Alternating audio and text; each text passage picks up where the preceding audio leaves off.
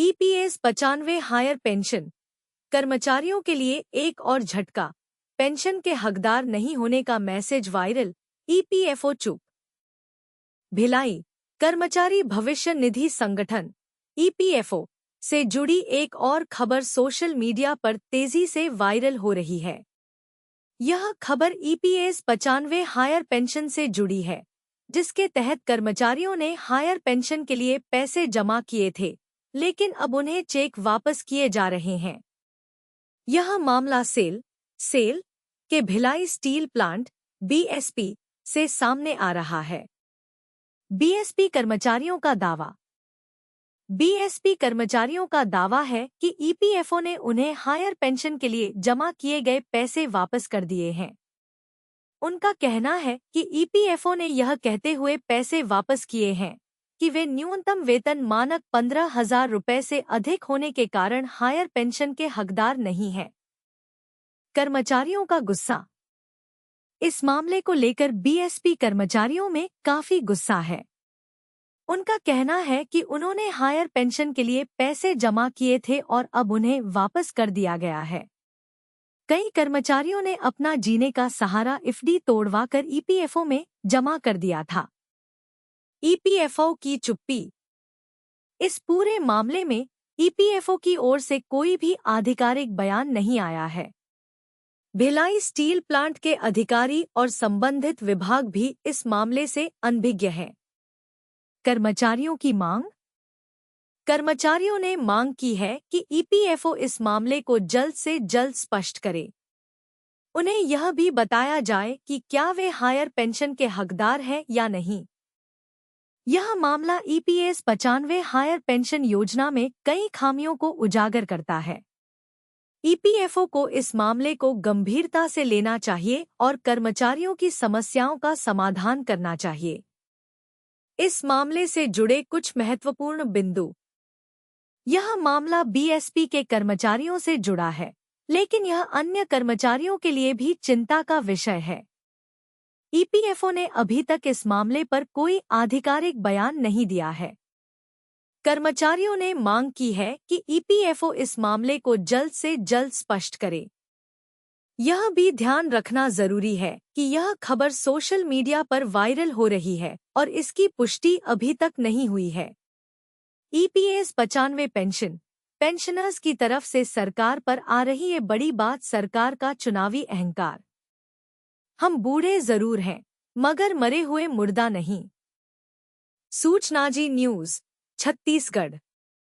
EPS 95 pension का मामला शांत होने वाला नहीं है। कर्मचारी भविष्य निधि संगठन एम्प्लॉयज प्रोविडेंट फंड ऑर्गेनाइजेशन के खिलाफ आवाज उठाई जा रही है। ईपीएफओ पर भड़ास निकालने वालों का जत्था बढ़ता जा रहा है। आचार संहिता लगने के बाद सरकार से मिलने वाली सारी संभावनाओं के द्वार बंद हो चुके हैं। ऐसे में ईपीएफओ की कार्य संस्कृति और सहयोग न मिलने का आरोप लगाया जा रहा है। पेंशनर्स आके सांघा ने पोस्ट किया, लिखा, ईपीएफओ के माध्यम से मजदूरों का खुलेआम शोषण हम सभी जानते हैं। पंजीकरण के बाद या पंजीकृत नहीं हो जाता है तो पंजीकरण के बाद वे बिना और चिकित्सा सुविधा के माप प्राप्त करते हैं। सभी यूनियन और संगठन भारत में इसे होते हुए देख रहे हैं। उन्हें श्रमिकों को सक्रिय रूप से शिक्षित और सुरक्षा करनी चाहिए या उनकी दुकानों को बंद करना चाहिए। एनएसी की ओर से कोई फतवा जारी होना चाहिए। अनिल कुमार नमदेव ने अपनी भड़ास निकालते हुए लिखा, विवेक काम नहीं कर रहा है कि ईपीएस 95 पेंशनर्स अपना कीमती वोट लोकसभा चुनाव में सदुपयोग कैसे करें। दिमाग कहता है हाँ और दिल कहता है ना। सभी ऊहापोह की स्थिति में हैं। आपकी राय क्या है? क्या एनएसी की ओर से कोई फतवा जारी होना चाहिए? जो पेंशनर्स का काम करेगा वही देश पर राज करेगा। सोशल मीडिया पर सक्रिय रहने वाले पेंशनर्स इंद्रनाथ ठाकुर ने लिखा, जो पेंशनर्स का काम करेगा वही देश पर राज करेगा। जो उनका हक मारेगा उसका हाल चुनाव बताएगा। सरकार का चुनावी अहंकार। हम बूढ़े जरूर हैं, मगर मरे हुए मुर्दा नहीं। सरकार भलीभांति जानती है कि एनएसी पूरे भारत के हर राज्य के हर जिले में एपॉलिटिकल बुजुर्गों का संगठन है। हम किसी दल के पीछे घूमने वाले लोगों की जमात नहीं है। हम करुणा और शांति, प्रेम और भाईचारे के साथ जीना पसंद करते हैं। हद की भी कोई हद होती होगी। 2013 में बीजेपी ने हमारे संगठन से वादा किया था कि जब वह सत्ता में आएगी तो ईपीएस 95 के पेंशनर्स के साथ न्याय करेगी। 8 सालों के अनवरत शांतिपूर्ण इस आंदोलन को असीम धैर्य और विनीत भाव से हमने सरकार के समक्ष रखने की कोशिश की है। फिर भी ढाक के 3 पात ही दिखाई दे रहा है। ईपीएस 95 न्यूनतम पेंशन संघर्ष का सबसे निराशाजनक चरण कहाँ है पेंशन भोगी? पेंशनर्स ने यहाँ तक दावा कर दिया कि मुझे विश्वास है कि कोई भी सच्चा पेंशन भोगी वर्तमान सरकार का समर्थन नहीं करना चाहता है। सूचना जी न्यूज, छत्तीसगढ़। पेंशनर्स तपन दत्ता का कहना है कि न्यूनतम पेंशन 1000 रुपये को 7500 रुपये कराने के संघर्ष का सबसे निराशाजनक चरण रहा।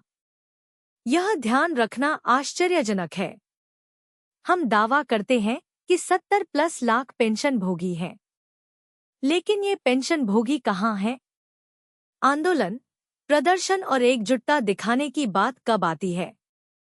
बहुत कम लोग बड़ी संख्या में पेंशन भोगी के लिए इसका पसीना बहा रहे हैं। सभी पेंशन भोगी घर बैठे हमारी मांगे पूरी करना चाहते हैं। कईयों में सामान्य ज्ञान की कमी है और संघर्ष में कुछ भी योगदान नहीं देते हैं और सीधे हमें फोन करके मांग करते हैं कि हमारी पेंशन का क्या हुआ है और यह कब लागू होगा। एनएसी कर्नाटक के महासचिव मंजुनाथ चिंतामणि का पोस्ट साझा किया गया, जिसमें मायूसी जाहिर की गई। लिखा गया, अगर हमारे संघर्ष का यही हाल है तो सरकार भी चाहती है कि पेंशन भोगी बंटवारे और आलस करते रहें, ताकि वो झूठे आश्वासन देकर हमारे नेताओं को शाही सवारी पर ले जा सकें। सरकार के खिलाफ गुस्सा भी दिख रहा। पेंशनर्स ने यहाँ तक दावा कर दिया कि मुझे विश्वास है कि कोई भी सच्चा पेंशन भोगी वर्तमान सरकार का समर्थन नहीं करना चाहता है, क्योंकि वे हमारी मांगों और पीड़ा के प्रति अंधे और बहरे जैसा व्यवहार करते हैं। लेकिन हमारे अधिकांश पेंशन भोगी हमारे संघर्ष आंदोलन के प्रति भी अंधे और बहरे हैं और वे वास्तविकता से अलग व्यवहार करते रहते हैं। जब तक हम एक नहीं होंगे, तब तक हजार कमांडर अशोक राउत, वीरेंद्र सिंह राजावत, रमाकांत नरगुंड पैदा हो जाते हैं। तब तक हमारे लिए कुछ नहीं बदलेगा। हम जहां हैं वहां रहेंगे। हम क्या हैं? पेंशनर्स की सोच पर भी कटाक्ष।